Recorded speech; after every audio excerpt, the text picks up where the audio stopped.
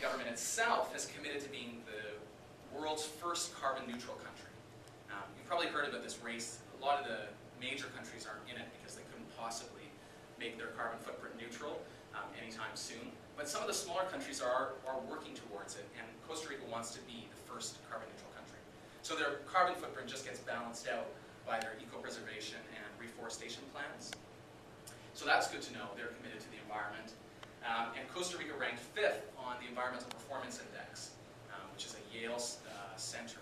It represents 6% of the planet's biodiversity, which maybe doesn't sound like a lot, but in a really, really tiny place, 6% of all of the world's biodiversity, from flora to fauna, all the way through, is contained in that small area. And you start to say, well, how is that even possible? And of course, it's because it's that bridge between North and South America. So you've got vegetation and flora and fauna and animals and reptiles and stuff that exist in South America, not in North America, that sort of have made their way up to there, and vice versa. Stuff that's in North America coming down through, and it becomes a sort of melting pot for life right in the bridge between the two continents. One author put it, Costa Rica is extreme nature. So that's the first factor, the environment. If you don't want the environment, I will not be. People who think that they would like a tropical paradise, like a vacation home, often this is one of the last things they look at. And for me, this is one of the, at least the second thing you should look at for Costa Rica. Because even within Costa Rica, you're going to find there's 21 microclimates. So depending on what kind of temperature, humidity that you like, you will want to look for a certain area like that. And that's the same for the Caribbean as well. So look at what is the average temperature, min and max, and what's the rainfall through the whole year. And remember, if you're looking at tourist websites, they have a vested interest in you going down. So be careful. To 36, 35, so it doesn't get that hot in Tambor. Not like in the south, which is a lot more humid, sort of sweating in the shade kind of image, which some people like. I'm not a big fan of that, personally. I sweat as it is. If you're looking at a tropical destination, you're probably saying, yeah, is the building going to be there in 10 years, or how long is it going to be for the next hurricane? So this is it looks kind of like a 4-year-old drew this, but it's every one of these black lines represents a hurricane over the last roughly 150 years. And this would be Florida in here.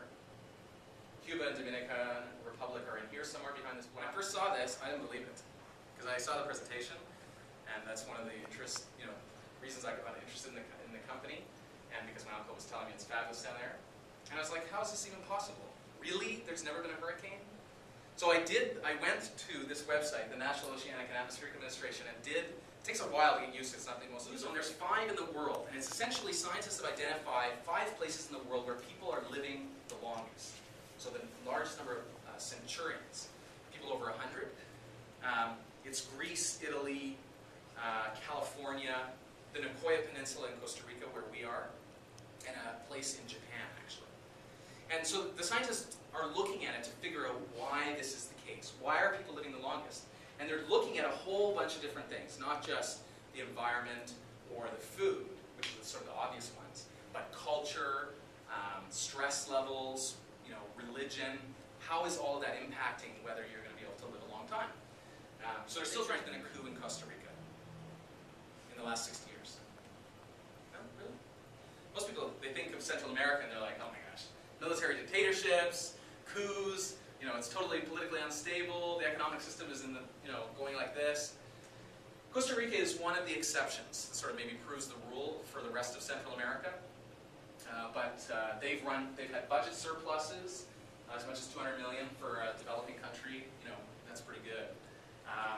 They're invested heavily in roads and infrastructure, and an expansion into the San Jose airport, which are huge because they suggest that the government is not just concerned with itself today, it's looking ahead, saying what are we going to be doing 5, 10, 25 years from key to Costa Rica's economy. In 2008, the number of tourists coming into the country swelled to 2.1 million people. And of course, by itself, that doesn't really give us anything. Like, it sounds like a lot of people, but I don't know, what's the population coming into Canada? Who cares? It doesn't make any difference. When you need to know is that Costa Rica's population is only 4.5 million people. So literally half the population of the country is coming in every year in tourism, with tourism.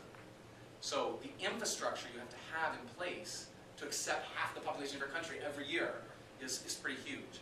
And they've got to be able to get good doctors and good facilities in Costa Rica. How do we attract that? Well, we do it by bringing in foreigners who are going to pay lots of money to have their hip done, you know, or their butt tucked, and they will support, you know, this high quality healthcare that we can then turn over to our and allow our people to use. So that's the way they sort of approached it. So SEMA, this hospital was actually built as a hotel. It's that luxurious because they thought if this whole medical tourism thing doesn't go, we're going to have to convert it to a hotel because we have to make money. It's, you know, this is a lot of money we spent here. But it's working very, very well. So people are coming there, they're getting their whatever done, their knee, elective surgery, whatever, and then they're recovering in some beautiful, you know, oasis in ecotourism and, you know, all this kind of stuff in somewhere in